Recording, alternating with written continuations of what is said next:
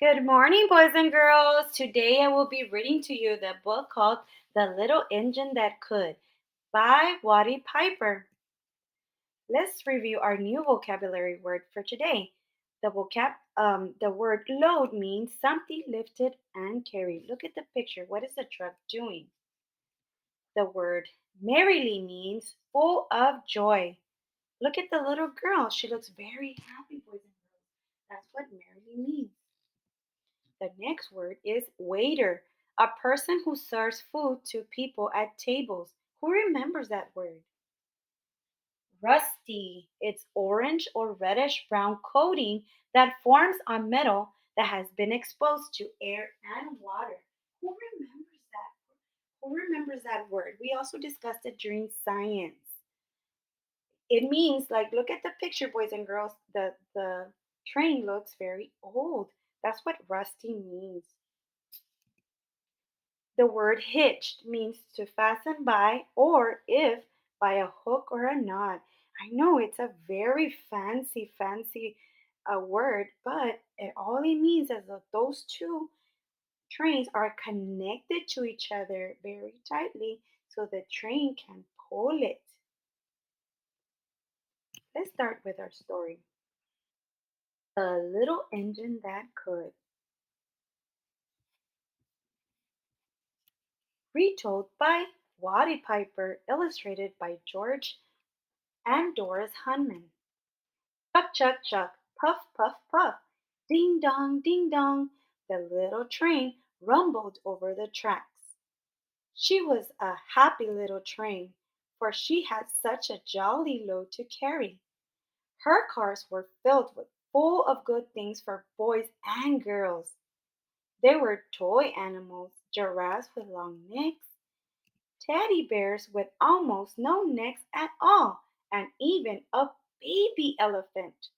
Then there were dolls, dolls with blue eyes and yellow curls, dolls with brown eyes and brown bubbled heads, and the funniest little toy clown you ever saw.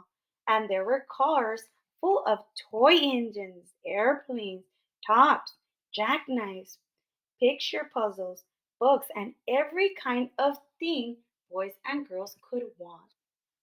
What kind of toys do you like? But that's not all. Some of the cars were filled with all sorts of good things for boys and girls to eat.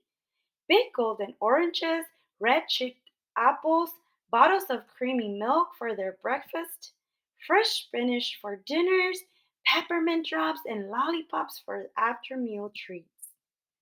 The little train was carrying all these wonderful things to the good boys and girls on the other side of the mountains. What kind of things do you like to eat? She puffed along merrily, then all of a sudden she stopped with a jerk. She simply could not go another inch. She tried and she tried, but her wheels would not turn. What are all those good boys and girls on the other side of the mountain going to do without wonderful toys to play with and good food to eat?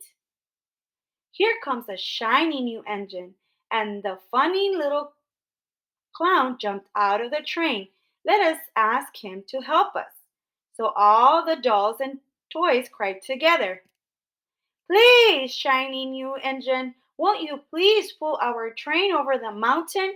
Our engine has broken down, and the boys and girls on the other side won't have any toys to play with or good food to eat unless you help us. But the shiny new engine snorted. I pull you? I am a passenger engine.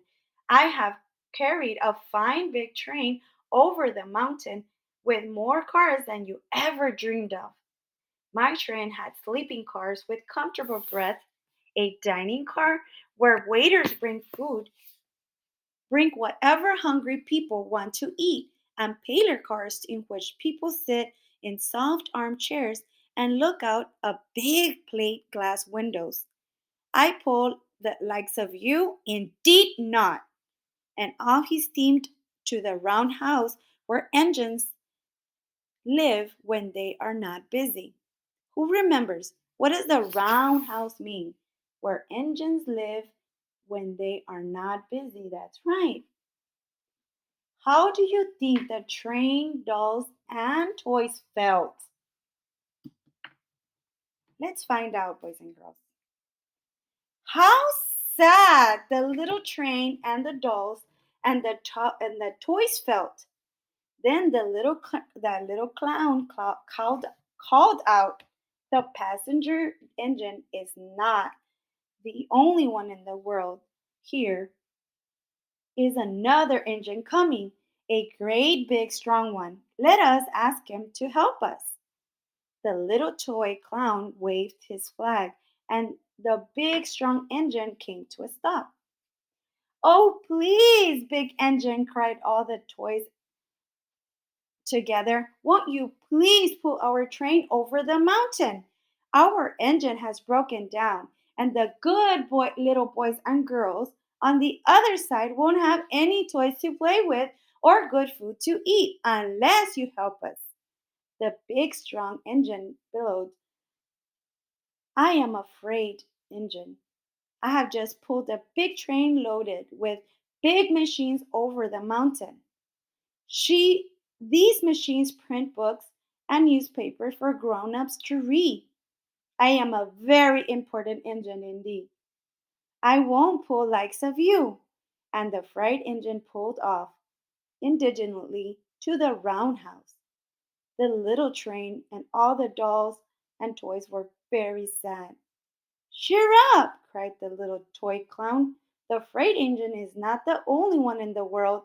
Here comes another one. He looks very old and tired, but our train is so little, perhaps he can help us." So the little toy clown waved his flag, and the dingy old rusty engine stopped. "Please, kind engine," cried all the dolls and toys together. "Won't you please pull our train over the mountain? Our engine has broken down, and the boys and girls on the other side won't have any toys to play with or good food to eat unless you help us." But the rusty old engine sighed. "I am so tired. I must rest my weary wheels. I cannot pull even so little train as yours over the mountain. I cannot, I cannot, I cannot." And off he rumbled to the roundhouse, chuckling, "I cannot, I cannot, I cannot." Then indeed the little train was very, very sad, and the dolls and the toys were ready to cry. But then the little clown called out, "Here's another engine coming, a little blue engine, a very little one. Maybe she will help us." The very little engine came chugging merrily. When she saw the toy clown's flag, she stopped quickly. "What is the matter, my friends?" she asked kindly. "Oh, little blue engine," cried the dolls and toys. "We have Will you pull us over the mountain? Our engine has broken down, and the good boys and girls on the other side won't have any toys to play with or good food to eat unless you help us. Please, please help us, little blue engine." "I am not very big," said the little blue engine. "They use me only for switching trains in the yard.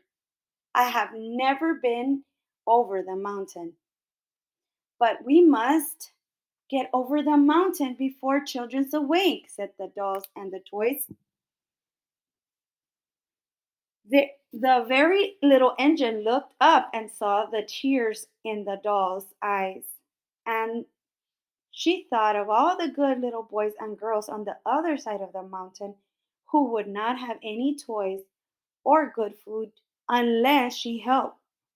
Then she said, "I think I can, I think I can, I think I can." And she hitched herself to the little train. She tugged and pulled and tugged very slowly. What do you predict is going to happen next? Do you think the little engine will pull the train and the toys? Let's find out. Slowly, slowly, they started off. The toy clown jumped aboard, and all the dolls and the toy animals began to smile and cheer. Puff, puff, chuck, chuck went the little blue engine. I think I can. I think I can. I think I can. I think I can. I think I can. I think I can. I think I can. I think I can. I think I can. I think I can. Up, up, up. Faster and faster and faster and faster. The little engine climbed until at last they reached to the top of the mountain. Down in the valley lay the city. Hooray! Hooray! Cried the funny little clown and all the dolls and toys. The good little engine, the good little boys and girls in the city will be happy because you helped us, kind little blue engine. And the little blue engine smiled and seemed to say as she puffed steadily down the mountain. I thought I could. I thought I could. I thought I could. I thought I could. I thought I could. I thought I could.